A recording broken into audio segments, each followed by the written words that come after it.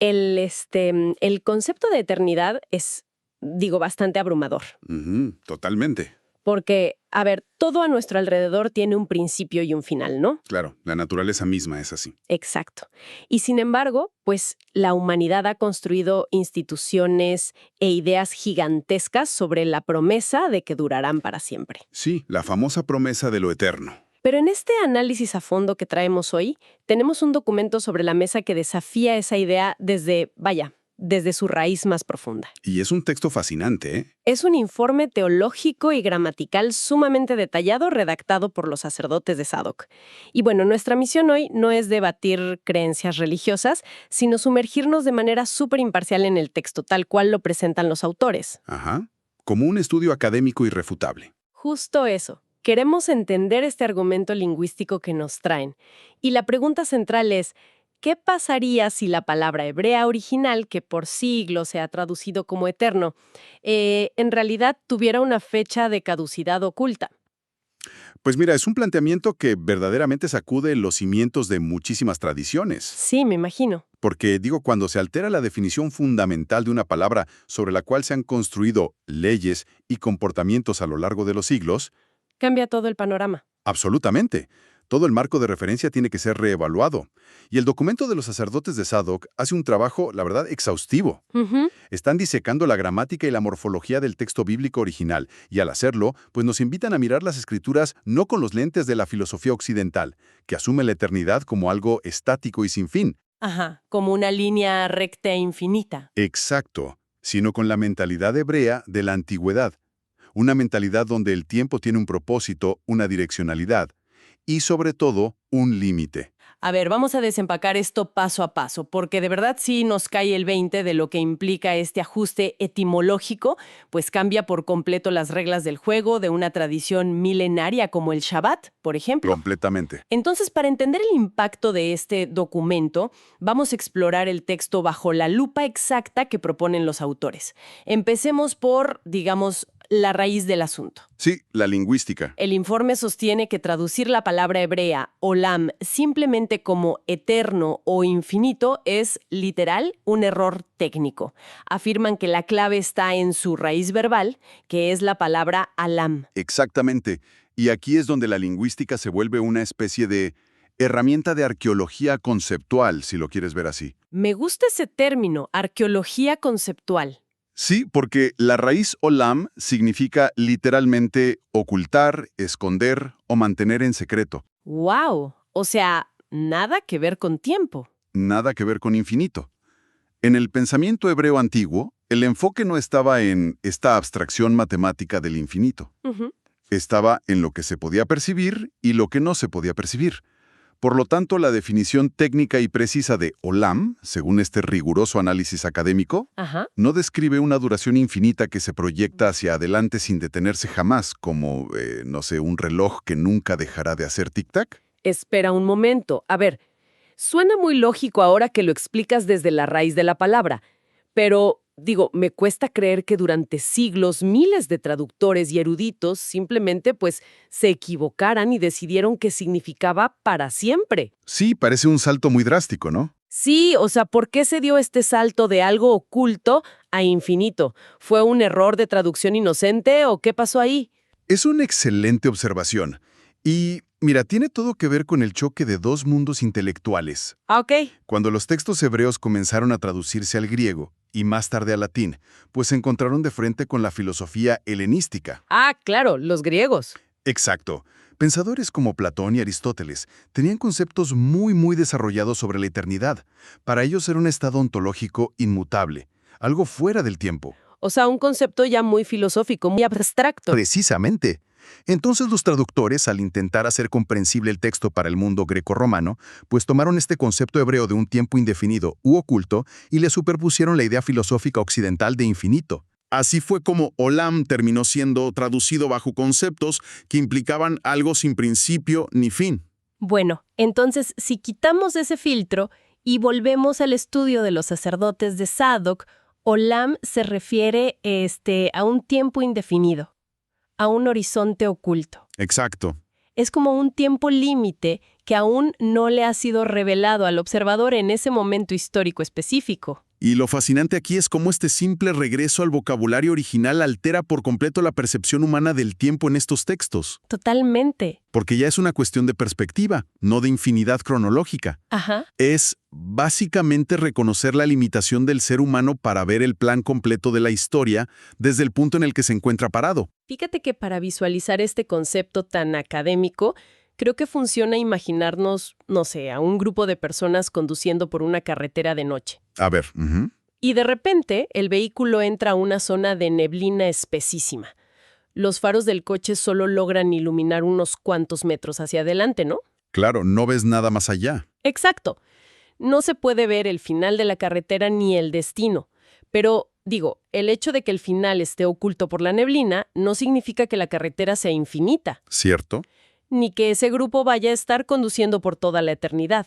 Simplemente significa que el punto final está oculto a la vista de quienes están en el vehículo en ese preciso momento. O sea, eso sería Olam. Es una metáfora brillante, la verdad, porque captura perfectamente la esencia del término que expone el documento. Ujú. Y fíjate, si pensamos en la carga psicológica de la palabra eterno, la diferencia es abismal. Uf, sí. Cuando a un grupo humano se le impone un mandato para siempre, pues se convierte en un peso infinito. Es como una rueda de la que nunca te vas a poder bajar. Exacto, no hay salida. Pero al recuperar la raíz Alam de la que nos hablan los sacerdotes de Sadoc, pasamos de una carga infinita y opresiva a un misterio con fecha de caducidad. La neblina en algún momento se va a disipar. Inevitablemente. Pero a ver, esto plantea una paradoja gigantesca. Porque si Olam solo significa un tiempo oculto, con un límite, y esa neblina se va a levantar eventualmente, Ajá. ¿qué pasa con todas esas leyes antiguas que históricamente se han leído como un mandato infinito? Ese es el punto crítico del estudio. Sí, porque ¿cómo reinterpretamos las reglas que sostienen tradiciones enteras? Y veo que el informe aborda esto enfrentándose directamente a un pasaje muy famoso, en Éxodo 31:16. Sí, el del pacto eterno. Exacto, donde se habla del pacto eterno, o Berit Olam, referente al Shabbat. Así es. Y el informe, debo decir, hace un trabajo casi quirúrgico al analizar este versículo en particular. A ver, explícanos. Mira, en las traducciones convencionales, con las que la mayoría de la gente está familiarizada, este pasaje establece que el Shabbat debe guardarse como un pacto perpetuo o pacto eterno. Ujú, para siempre. Y durante milenios, esto cimentó la idea inamovible de que la observancia legal y estricta del Shabbat era inmutable, o sea que jamás tendría un fin. Claro, porque es eterno. Pero los sacerdotes de Sadoc aplican aquí un rigor gramatical muy estricto y se centran en un mecanismo específico del idioma hebreo, Ajá. algo que se llama estado constructo. Ok, aquí es donde se pone realmente interesante. Explícanos cómo funciona ese estado constructo, porque según el informe, este pequeño detalle gramatical es lo que convierte un mandamiento de rutina en, pues, una especie de cuenta regresiva divina. Tal cual. ¿Qué es exactamente el estado constructo y cómo cambia la lectura del texto? Mira, el estado constructo en hebreo es una forma gramatical que sirve para relacionar dos sustantivos de manera muy estrecha. Ok. De modo que el segundo modifica y limita al primero. En español, por ejemplo, solemos usar un sustantivo seguido de un adjetivo. Decimos un pacto eterno, donde eterno describe cómo es el pacto. Ajá, es la característica de pacto. Exacto.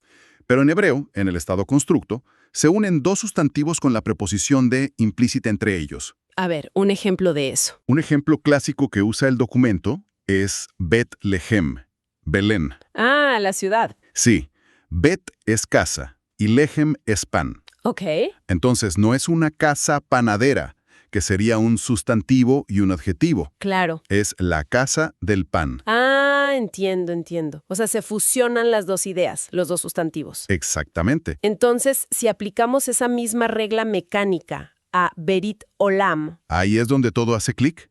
El estudio nos explica que Berit Olam no es un sustantivo seguido de un adjetivo descriptivo. Son dos sustantivos en estado constructo. ¡wow! Berit es pacto y Olam es el horizonte oculto. Ok. Por lo tanto, la traducción correcta, y vaya la única que respeta la gramática original, según este análisis académico, Ajá. no es pacto eterno, sino un pacto para el Olam, o un pacto por causa del tiempo oculto. Me explota la cabeza un poco con esto, ¿eh? O sea, de verdad.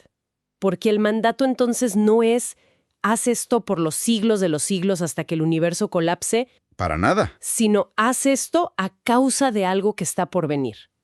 Algo que todavía está oculto detrás de la neblina. Y eso transforma por completo el propósito mismo de la institución. Claro. El Shabbat, bajo esta lente gramatical, pues deja de ser un fin en sí mismo. Ya no es una obligación cronológicamente infinita a la que la humanidad tiene que servir perpetuamente, como decíamos antes. Ujú. Ya no es esa rueda pesada. Exacto. Se convierte en un medio, en una señal constante que está orientada hacia un cumplimiento futuro y muy, muy específico. Y a ver, si es una señal o una flecha, la pregunta obligada es ¿hacia dónde apunta? Hacia el final del camino. Porque una cuenta regresiva tiene que llegar a cero en algún momento. Sí, por supuesto. Y eso nos lleva a la conexión que hace el informe con la tradición del Segundo Templo. Y bueno, los textos del Nuevo Testamento. Este análisis establece cuál es ese destino oculto que finalmente se revela, ¿no? Así es. Los sacerdotes de Sadoc introducen aquí el concepto teológico de Olam Abba, Olam Abba. que tradicionalmente se traduce como el mundo por venir. En la riquísima tradición literaria y teológica del periodo del Segundo Templo, este Olam Abba se identifica plenamente con la era mesiánica. Ok. Y el informe argumenta que, en este contexto histórico, el Shabbat actuaba como una especie de tutor. Un tutor. A ver. Sí, imagínate que su rigidez, sus leyes minuciosas y su observancia inquebrantable eran en realidad herramientas sociológicas y espirituales necesarias para guiar y preparar al pueblo a lo largo de los siglos, Ajá. conduciéndolo sistemáticamente hasta, pues, la manifestación del Mesías. Es una analogía poderosísima la del tutor. Porque, a ver, es como cuando un estudiante de preparatoria tiene un tutor particular de matemáticas para pasar el examen final de cálculo, ¿no? Ándale, muy buen ejemplo. El tutor es sumamente estricto.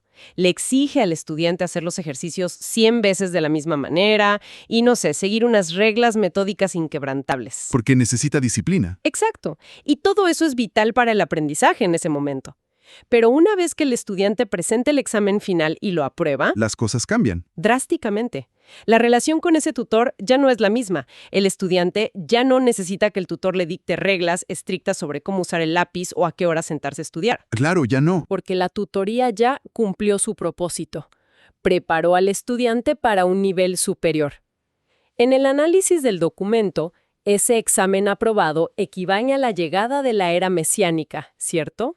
Sí, y si conectamos esto con el panorama general, la implicación filosófica y teológica es profundísima. Cuéntame más. Nos revela que, según esta interpretación académica, la historia bíblica no es cíclica. Ujú. No es un escenario donde la humanidad está condenada a repetir los mismos rituales eternamente en una rueda interminable. Es absolutamente lineal. Va hacia un punto. Avanza hacia un clímax histórico. Y de hecho, el informe cita un texto fundamental para respaldar esta visión.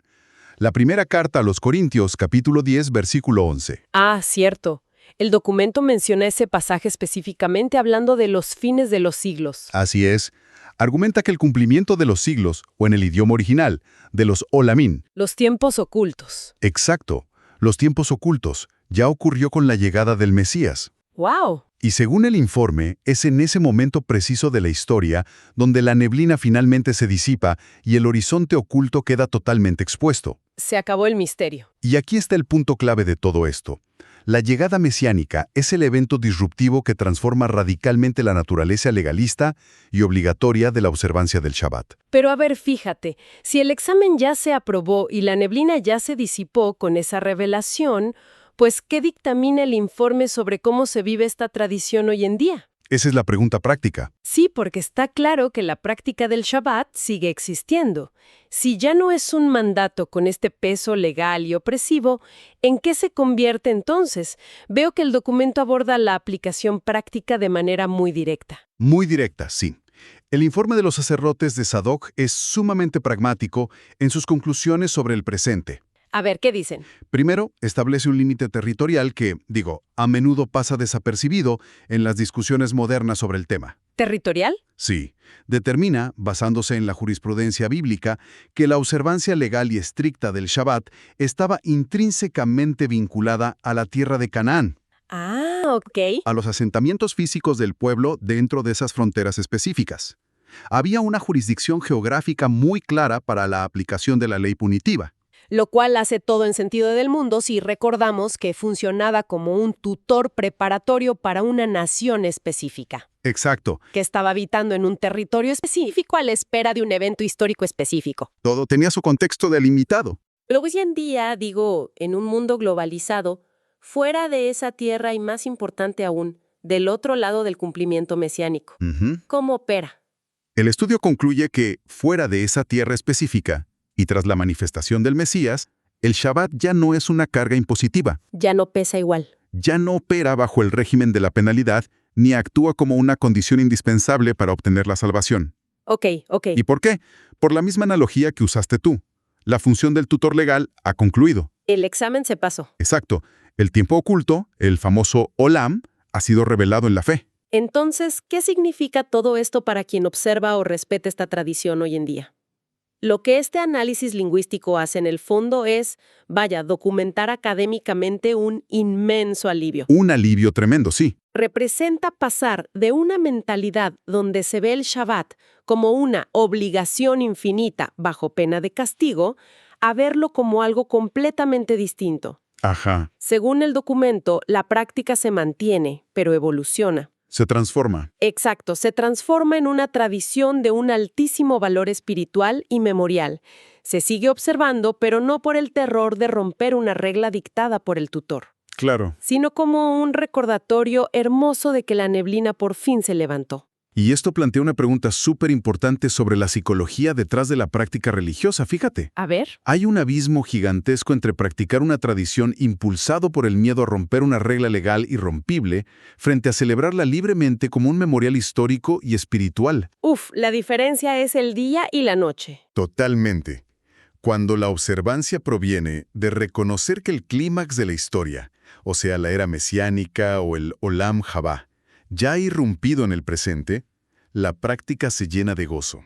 ¿Ya no hay ansiedad? Ya no es el esfuerzo agotador y ansioso por alcanzar un estándar legal inalcanzable, es la celebración de un descanso espiritual que ya ha sido asegurado por un evento histórico. ¡Wow! El rigor gramatical de los sacerdotes de Sadoc, paradójicamente, nos lleva de la ley más rígida a la teología de la gracia y la libertad. Es asombroso cómo algo tan aparentemente árido como, revisar el diccionario de una lengua antigua, termina redefiniendo la experiencia completa de la libertad humana. Es increíble. Es como armar un rompecabezas donde una sola pieza te cambia el dibujo entero. Esa es la magia de la lingüística, de verdad. Bueno, hagamos un breve resumen de este viaje intelectual tan intenso que acabamos de hacer a través del informe. Adelante. Comenzamos rascando la superficie lingüística y descubriendo que esa inmensa palabra traducida durante siglos como eterno, pues en realidad proviene de la raíz alam, que significa ocultar. Así es. Y ese descubrimiento fue el que nos permitió entender que el término Olam no representaba un castigo infinito ni un tiempo estático interminable. Sino un horizonte oculto. Exactamente. Era un límite que la humanidad aún no podía ver claramente desde su posición en la historia, por la neblina. Y con esa nueva definición sobre la mesa, vimos cómo el famoso Berit Olam, el pacto eterno de Éxodo, dejaba de ser una carga perpetua, todo gracias al estado constructo de la gramática hebrea. Ese detalle clave. Se convirtió en un pacto por causa del tiempo oculto. En lugar de una rueda interminable, pues era una flecha direccional. Una cuenta regresiva que apuntaba directo al evento más grande esperado en esa tradición. Lo cual nos llevó muy lógicamente al concepto del tutor, ¿no? Ajá, el maestro estricto. Ese pacto, con todas sus reglas minuciosas, pues mantuvo y preparó al pueblo hasta el cumplimiento de los siglos. Y la manifestación del Mesías es el evento histórico que disipa la neblina y da por terminada esa labor restrictiva del tutor. Para finalmente concluir, siempre apoyados en la precisión territorial y temporal del estudio, que hoy en día, fuera de la antigua jurisdicción y a la luz de esa revelación, el Shabbat evoluciona. Sí. Deja atrás su ropaje de mandato legal punitivo y se viste de lo que, según el informe, siempre debió ser en su etapa de culminación. Un hermoso memorial. Un hermoso memorial espiritual y una celebración de la fe, Vaya, es un recorrido fascinante que va de la lingüística más dura a la liberación espiritual más profunda. Es un testimonio impresionante del poder que tienen las palabras. Totalmente. Nos recuerda lo vital que es volver a las fuentes originales. Y, cuestionar los filtros culturales que heredamos. Esos filtros griegos que mencionabas. Exacto, porque a menudo las traducciones traen consigo la filosofía de quienes las tradujeron, y eso nos aleja de la intención del texto original. Y nos cambia la vida. Sí, pero el trabajo de los sacerdotes de Sadok nos demuestra que el análisis académico riguroso y la profundidad espiritual pueden ir perfectamente de la mano, enriqueciendo muchísimo nuestra comprensión del pasado. Totalmente de acuerdo. Y bueno, para cerrar este análisis a fondo, valdría la pena dejar una idea resonando para quien nos escucha. Hoy exploramos cómo la lingüística y el rigor de un documento desarmaron la ilusión de un mandato infinito y opresivo. Vimos que esa eternidad, ese inalcanzable olam, era en realidad solo un horizonte temporal escondido detrás de la neblina, esperando pacientemente el momento exacto para ser revelado. Así es. Y si eso es cierto con una de las tradiciones más antiguas y veneradas de la humanidad, cabe preguntarse, ¿cuántos otros conceptos, cuántos otros miedos paralizantes o cuántas otras reglas inquebrantables que consideramos absolutas y eternas en nuestra propia vida o en la forma en que entendemos el mundo, no son en realidad más que simples horizontes ocultos? Es una gran pregunta. Horizontes que solo están ahí, estáticos, esperando a que avancemos lo suficiente en el camino y a que la luz correcta disipe la neblina para descubrir qué hay más allá. Hay que seguir cuestionando, seguir investigando y, sobre todo, nunca dejar de mirar más allá del horizonte.